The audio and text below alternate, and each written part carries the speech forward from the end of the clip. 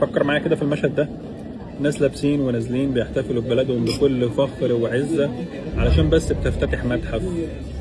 تفتكر الناس دول ممكن يسيبوا أي حد يعتدي على بلدهم أو يسيء ليها؟ تفتكر ممكن يسامحوا اللي بيغلط فيها وبيقلل من قيمتها؟ تفتكر ممكن يسيبوا أي حد يعتدي على أرضها؟ اللي فاكر ده لسه ما يعرفش المصريين، لأن المصريين بيتنفسوا انتماء وحب لوطنهم.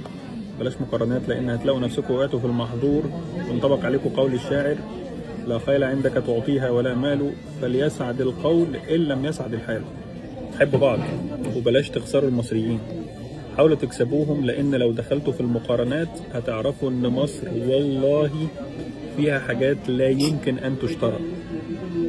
شكرا لكل مصري شريف مخلص بيرجع لمصر مكانتها المنسية.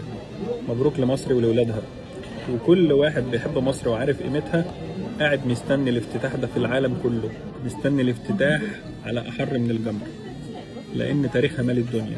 وصحيح أي حاجة تفرح المصريين بنعملها معاملة ليلة العيد. سلام.